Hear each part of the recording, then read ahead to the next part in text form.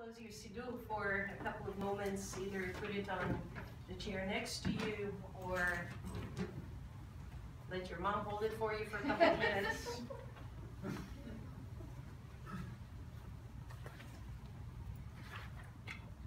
Before I begin this Dvar Torah for this Thanksgiving Shabbat, I'll say that the following story has a happy ending.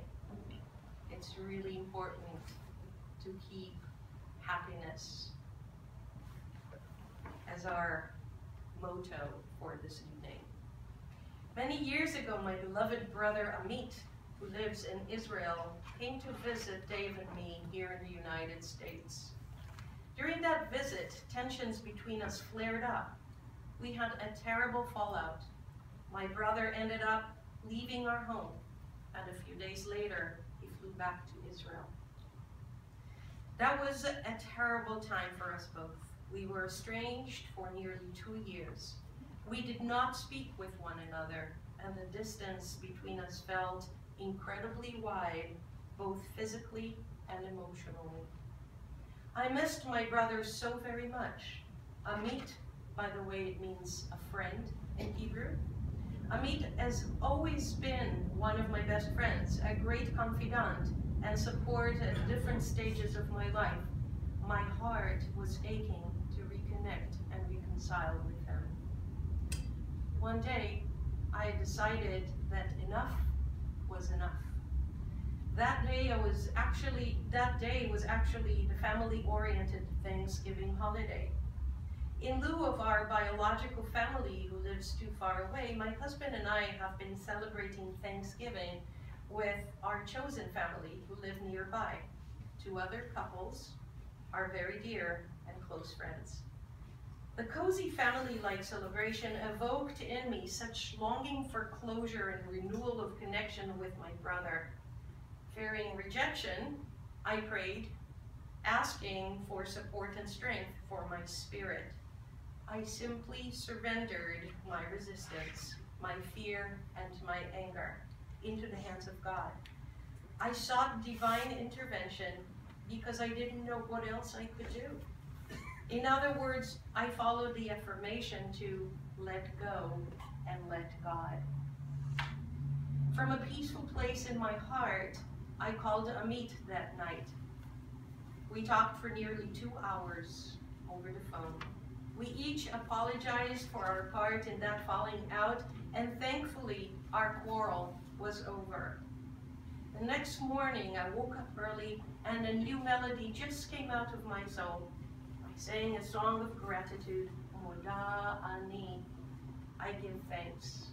I thanked God for restoring my courage and the ability to trust. I was feeling so grateful for that chance to reconnect with my beloved brother. Probably heard me sing that melody a few times during usually Minyan.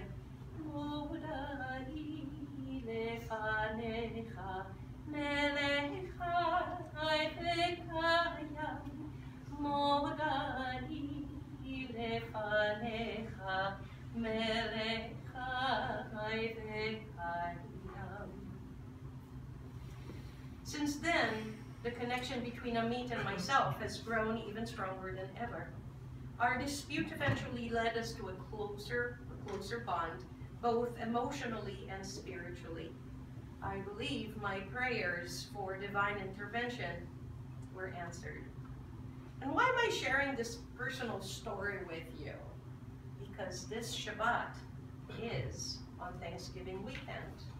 And this week's Torah portion from Genesis, Parshat Vayishlach, is about the reconciliation of twin brothers. In a beautifully crafted story, Jacob and Esau, Yaakov and Esav, had a terrible falling out. As the first to come out of their mother's womb, Esau was entitled to the double portion of his father's inheritance. As we learned in the previous Torah portion, Parshat Toldot, Jacob stole that inheritance. Thus, as it is written in Genesis 27, Esau hated Jacob, and he said in his heart, I will slay my brother Jacob. 20 years later, Jacob was seeking reconciliation with his estranged twin brother. While in solitude, some would say for purpose of deep meditation, Jacob encountered a divine being with whom he wrestled until daybreak. As a result of that struggle, Jacob suffered a dislocated hip, but he overpowered that supernatural being.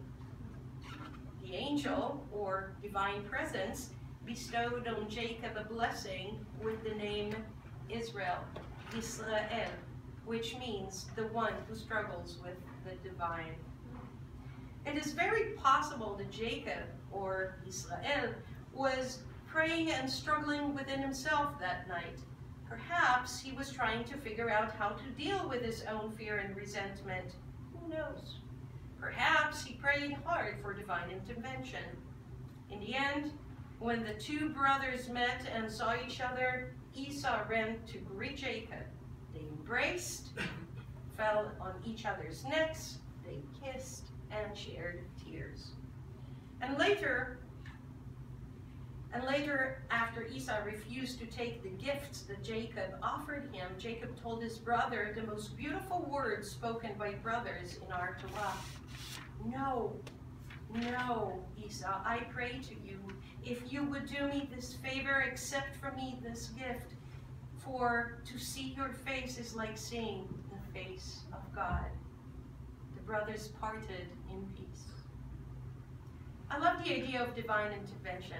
I do believe that sometimes, amid conflicts that simply cannot be resolved, with asking and granting forgiveness or talking things out, like Jacob, we simply need to reach deep into ourselves, pray, and ask for God's help. Because when we do pray, we surrender our struggles. We let go and let God. When we surrender our struggles to the divine presence, we never know who or what might be coming eventually to our aid.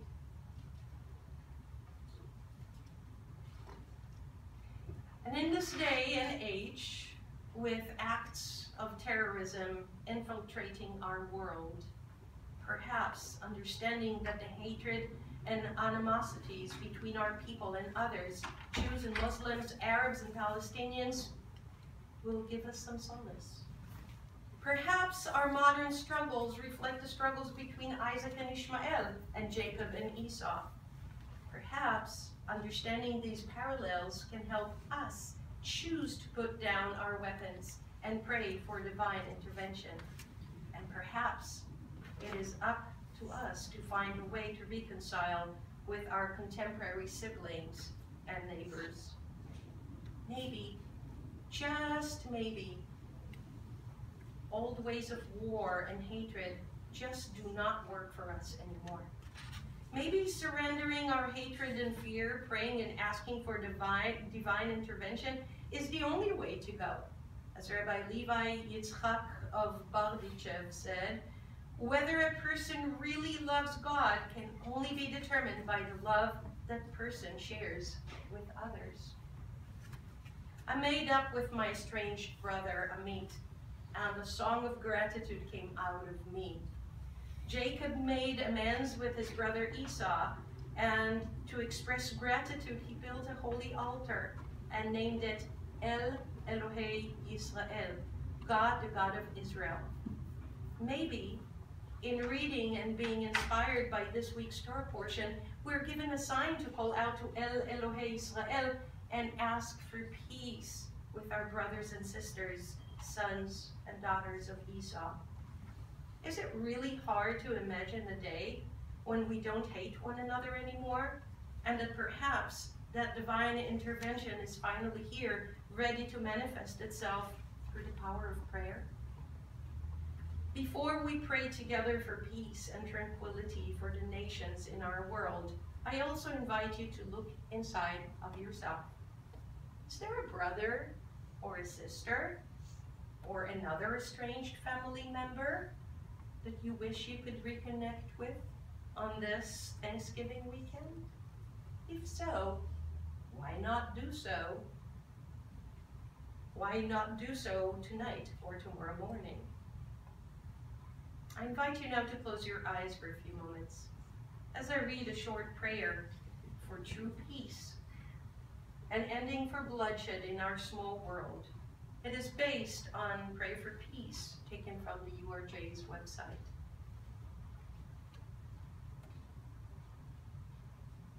God of all, on this Thanksgiving Shabbat, we ask that you watch over the people of the Middle East and other parts of our world as well. As our nations face struggle and strife on this Thanksgiving Shabbat, we ask that you grant safety to us all during moments of such unrest. We ask that you grant wisdom and courage to national leaders and insight to their advisors. We ask that you lead them on a path toward justice, direct them on the road to freedom, guide them on the way to prosperity. Make them all shining lights of peace. Source of shelter, on this Thanksgiving Shabbat, we ask that you grant safety and security to all nations so that harmony and blessing resound from the four corners of the earth that you have created. Baruch atah Adonai, blessed are you, God of all. On this Thanksgiving Shabbat, we give thanks to you. May this time of challenge transform to receive your blessings for all the inhabitants of our world, as we all say together, Amen. We will now pause for silent reflection.